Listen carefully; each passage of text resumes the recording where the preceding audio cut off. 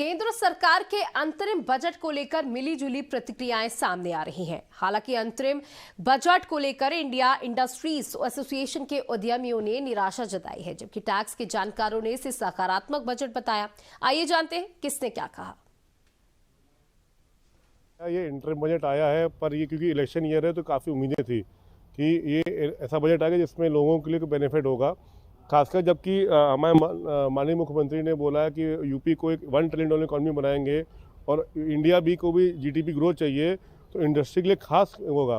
पर उसमें बड़ी निराशा मिली कि इंडस्ट्री को देखते हुए कुछ खास छूट नहीं मिली। जबकि अगर आप पढ़ेंगे तो जनवरी में जो जीएसटी कलेक्शन हुआ है आज तक हाईएस्ट हुआ है, और हर महीने जीएसटी में इसकी रेट्स बढ़ते जा रहे हैं। तो कहीं ना कहीं जीएसटी और बाकी चीज़ों में कुछ बेनिफिट्स मिलने चाहिए थे, तो पूरी तरह गायब है। डायरेक्ट टैक्सेस लीजिए या इनडायरेक्ट टैक्सेस, सब वैसे के वैसे ही आगे पेश कर दिए गए हैं, इसकी भी काफ़ी उम्मीदें थी। तो मोस्टली तो हम ये बोलेंगे कि काफ़ी निराशाजनक बजट में लगा हमको, क्योंकि इलेक्शन ईयर होते हुए हमको लगा था कि हर इंसान के लिए कुछ ना कुछ बेनिफिट जरूर मिलेगा। अंतरिम बजट होने से विशेष कोई उम्मीद तो हम लोगों को थी नहीं, किंतु इसके साथ ही चूँकि चुनावी बजट भी है तो मनुष्य होने के नाते हम लोगों की उम्मीदें बढ़ गई थी। किंतु चुनावी बजट होने का इस बजट में किसी भी तरह का एहसास नहीं दिया गया। डायरेक्ट इनडायरेक्ट टैक्सेस में कोई प्रावधान नहीं किए गए, न ही साधारण जनता को लुभाने वाले ऐसे कोई प्रावधान किए गए। कुछ महिलाओं और किसानों के लिए इसमें अच्छे प्रावधान किए गए हैं। ग्रीन एनर्जी के ऊपर में काफ़ी अच्छे प्रावधान किए गए हैं, जिससे एनवायरनमेंट अच्छा रहेगा।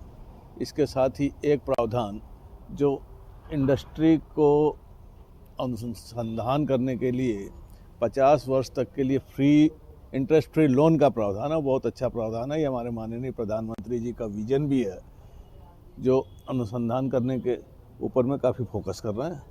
तो किसानों के जो प्रावधान है उससे उनकी क्रय शक्ति बढ़ेगी। क्रय शक्ति बढ़ेगी तो ऑटोमेटिकली इंडस्ट्री को फ़ायदा होगा।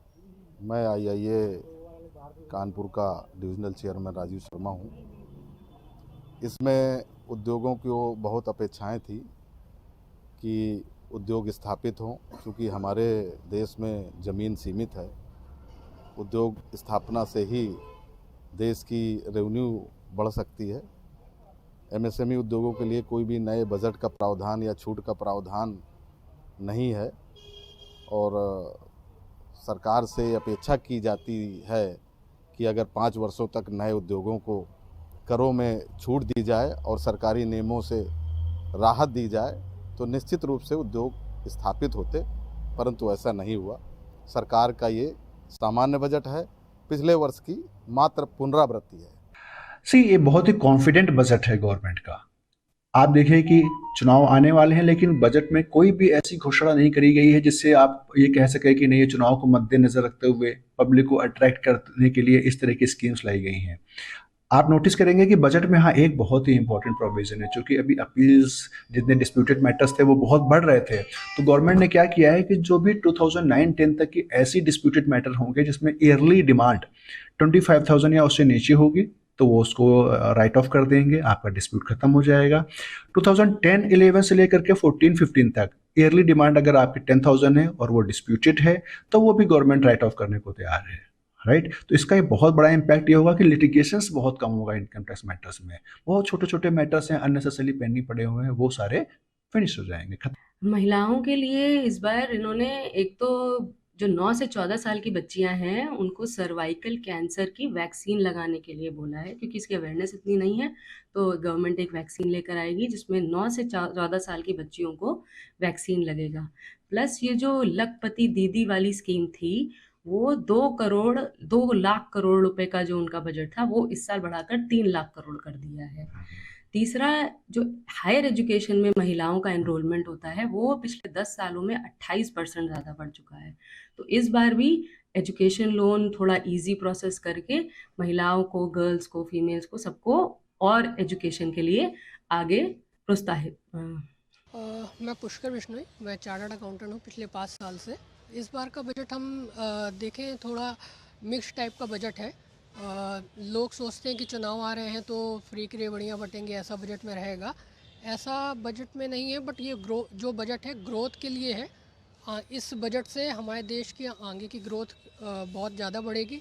ये बजट स्टार्टअप्स और नई मैन्युफैक्चरिंग कंपनीज़ जो हैं उनके लिए टैक्स रेट घटा के गवर्नमेंट ने मतलब इनकरेज किया है नए यूथ को, कि जिससे वो अपना फोकस सिर्फ जॉब पे ना रह के शिफ्ट करके मैन्युफैक्चरिंग कंपनी डालने या फिर नई कंपनी डालने पे शिफ्ट करें। और जो लोगों को डे टू डे बेसिस में आजकल प्रॉब्लम्स होती हैं उनको सॉल्व करने के लिए भी ये बजट बहुत ज़्यादा रियलिस्टिक है। अपने जैसे हम लोग आजकल हम लोग जितने भी लोग हैं सब लोग बाहर फॉरेन टूर करने जाते हैं, तो जब हम लोग फॉरेन टूर पैकेज लेते थे तो पहले गवर्नमेंट उस पर TCS लेती थी।